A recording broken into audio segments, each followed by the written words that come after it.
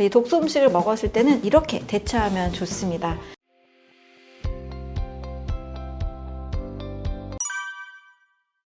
독소가 되는 음식과 또 독소를 만드는 식사법을 5가지 정도로 정리를 해드릴게요. 첫 번째는 우리가 완전식품으로 알고 있는 우유도 독소 음식이 될 수 있습니다. 이 우유에 들어있는 카제인이라는 단백질은 몸에서 소화가 되지 않아요. 위산에 의해서 응고가 되기 때문에 소화되지 않은 채로 어려운 음식이 돼서 소화가 안 되는 그 상태는 저는 모두 다 독소가 된다라고 말씀을 드립니다. 소화되지 않으면 그냥 소화가 안 됐다 이런 느낌이 아니라 소화가 되지 않은 그 상태는 발효가 되고 부패가 되고 산패가 됩니다. 소화되지 않은 것은 변질된 음식이라고 할 수 있죠. 따라서 소화되지 않은 우유의 단백질이 독소가 될 수 있고 또 우유에 들어있는 락토글로불이라는 성분도 알레르기를 일으킬 수 있기 때문에 독소가 되기도 합니다. 칼슘이나 성장 호르몬이나 이런 것들도 사람에게 뼈를 더 성장시키는 것이 아니라 오히려 뼈를 더 약화시키기 때문에 우유는 여러 면에서 도움이 되지 않은 음식이 됩니다. 두 번째는 고기인데요. 고기도 육식동물의 경우에는 산이 사람보다 20배 이상 굉장히 강합니다. 그래서 이 강한 산으로 이 고기를 다 완전히 소화시키고 다 흡수를 하지만 사람의 소화효소로는 이 고기를 강력하게 소화시킬 수 있을 만한 위산이 그렇게 강하지가 않습니다. 우리가 고기를 많이 먹은 후에는 좀 소화가 잘 안 되는 느낌, 또 변 상태가 좋지 않은 느낌, 악취가 나는 그런 느낌을 받는데요. 그 이유는 완전히 소화가 안 되기 때문입니다.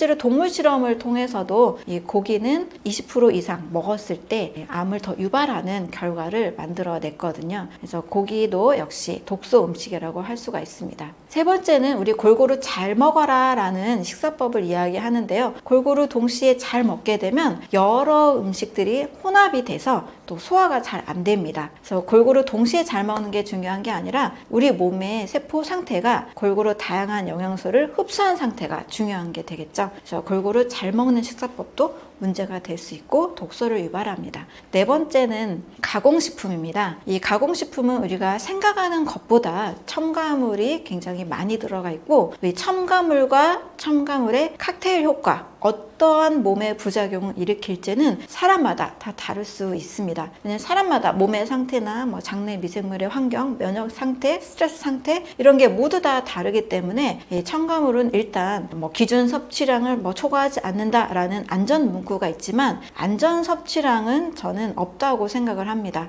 물론 그 아주 소량이 들어가서 그 한 가지는 안전할 수 있겠죠. 하지만 몸의 상태나 우리가 편의점에서 샌드위치 하나만 먹어도 40에서 60가지의 첨가물이 들어가 있기 때문에 나도 모르게 그냥 가공식품을 늘 먹는 식습관을 가졌다라면 반드시 몸에 알레르기나 여러 면역질환이나 장기적으로 몸에 염증을 유발할 수 있는 몸이 될 수가 있습니다.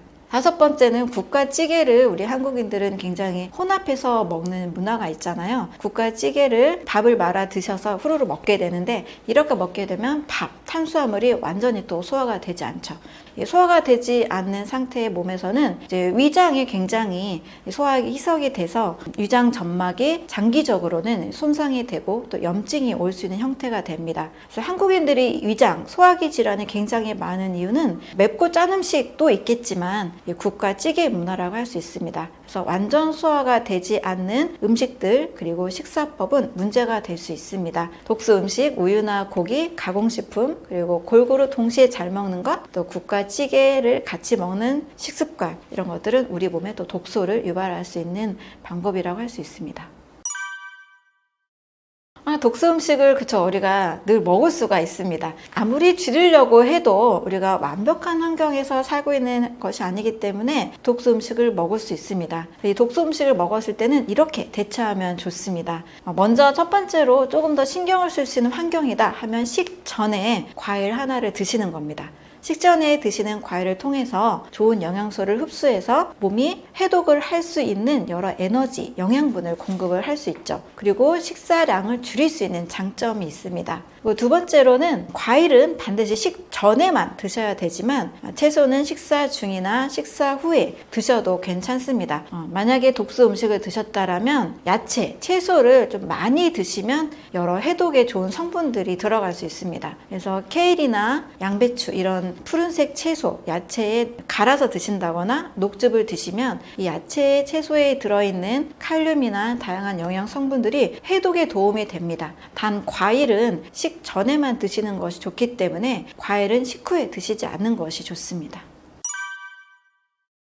네, 식후에 과일을 드시게 되면 식사 중에 드셨던 많은 음식들과 과일의 성분이 섞이게 되면서 발효를 일으킵니다. 우리 식사할 때 밥도 드시고 김치도 드시고 나물도 드시고 고기류, 생선류 여러 음식을 드시잖아요. 이미 우리 위 속에는 다양한 음식들이 복합적으로 있습니다. 이거를 열심히 이제 소화를 하고 있는 중에 또 과일을 드시게 되면 과일에 들어있는 당분이 또 섞이게 되고 과일에 들어있는 식이섬유가 또 섞이게 됩니다. 특히 이제 과일에 있는 당분과 이미 들어있던 위 속에 있는 나물이나 김치, 식이섬유가 만나게 되면 소화가 되는 것이 아니라 발효가 일어납니다. 우리가 밖에서 만들어진 발효 음식을 먹는 것은 도움이 되는데요. 내 몸속에서 발효가 일어나는 것은 좋은 것이 아닙니다. 가스가 차고 소화가 안 되고 있다는 뜻입니다. 따라서 식후에 먹는 과일은 발효를 일으키므로 이 가스나 이런 것들이 내 몸에서는 또 알코올로 변하는 느낌으로 인식을 하기 때문에 간 수치가 올라가기도 합니다. 그래서 때로는 나는 술을 전혀 안 먹는데도 간 수치가 높아요 하시는 분들의 식습관을 여쭤보면 식후에 꼬박꼬박 과일을 드시는 분들이 계시더라고요. 그래서 식후에 과일은 소화를 방해하므로 발효를 일으키므로 좋지 않다라고 할 수 있습니다. 이 과일에 들어있는 성분들이 지방을 분해하는 이 성분을 굉장히 많이 가지고 있습니다. 직접적으로 지방을 녹여주는 것은 아닙니다. 우리가 지방을 대사한다는 것은, 지방을 분해한다는 것은 간이 하는 일입니다. 간에서는 리파제라는 이 소화 효소의 원료가 되는 성분들을 만들기도 하고 또 이 췌장이 리파제를 만들 때 그것들을 도와주는 역할을 하기도 하는데요. 바로 이 간이 지방을 대사하고 분해하는 일을 하기 때문에 과일을 먹었을 때 간 건강에 도움이 되기 때문입니다. 어떻게 이 과일이 간 건강에 도움이 될까를 좀 설명을 드리면 간은 2단계 해독 과정을 거칩니다. 1단계에서는 먼저 우리가 빨래도 애벌 빨래를 한 다음에 봄 빨래를 하듯이 먼저 독소를 불리는 1단계 그리고 독소를 내보내는 2단계를 거칩니다. 근데 이 독소를 불려내는 이 단계에서 바로 비타민 A나 C나 라이코펜, 여러 베타카로틴 이런 항산화 이 성분들이 이 독소가 몸에서 간에서 배출될 수 있도록 불리는 역할을 하는데요. 바로 과일에 들어있는 성분들이 간 해독의 1단계를 도와주는 거죠. 따라서 내장 비만이 많은 몸일수록 몸에 축적된 지방이 많죠. 그래서 간 기능이 탁월하게 올라가야만 이 지방들을 분해해 줍니다. 그래서 간의 해독의 1단계에 도움이 되는 이 다양한 성분들이 과일에 들어있기 때문에 바로 과일을 많이 먹으면 먹을수록 이 간 해독이 좋아지고 또 지방 대사가 잘 되는 그런 여러 장점들이 있습니다.